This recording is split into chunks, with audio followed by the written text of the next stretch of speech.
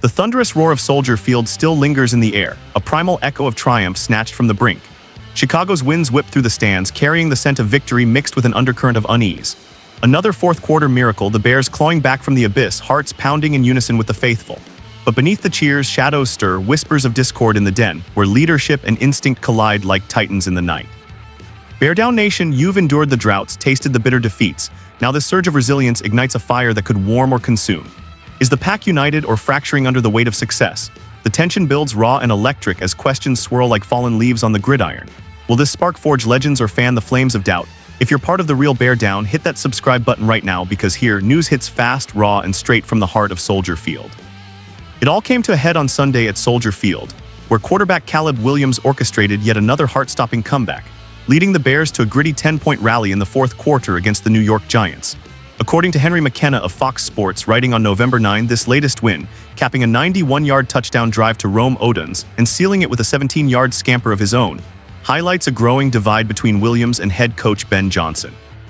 We haven't seen much in the way of game management from Williams in the NFL, but that's what he did. He ran, he got creative, he didn't turn the ball over, McKenna noted. Yet he didn't stick strictly to Johnson's intricate scheme, reminiscent of Jared Goff's precision under a similar system. Johnson himself addressed this on First Things First last week, praising Williams' flair. It might not be exactly how you draw it up as a coach, and yet he just has that playmaking ability. But McKenna reads between the lines, seeing a red flag in that offhand remark, a subtle hint of frustration from a coach who craves control.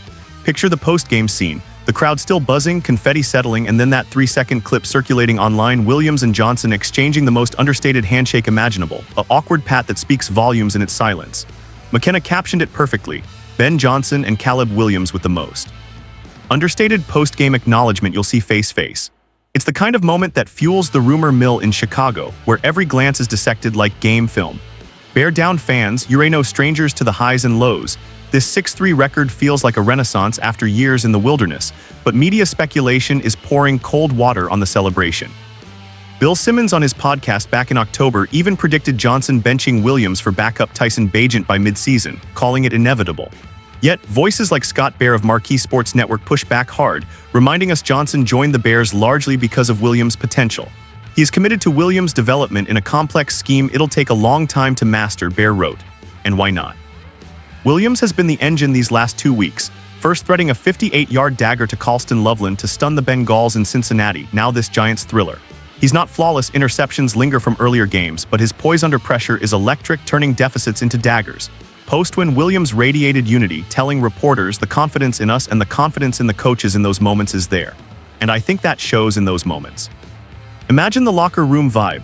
Sweat-soaked jerseys, high fives echoing, but beneath it, the subtle dance between a rookie QB's improvisational genius and a coach's blueprint. Tactically, Johnson's system demands precision passes and clock management, but Williams' legs and arm talent inject chaos that wins games, albeit not always by the book. Emotionally, it's a powder keg. Fans chant Bear Down louder than ever, dreaming of playoffs, yet fret over any rift that could derail this momentum. The media's subjectivity amps the drama. Fox Sports paid to speculate, after all, but on the field, results don't lie. 2 straight comebacks, Williams at the helm, proving he's the spark this franchise needs. Still, as the bye week looms, questions hang heavy. Will Johnson rein in the freelancing or embrace the magic? Can this duo sync up for a deep run, or will egos clash in the Windy City? Bear Down Nation, your roar could be the glue holding it together. Stay locked in as we navigate this wild ride.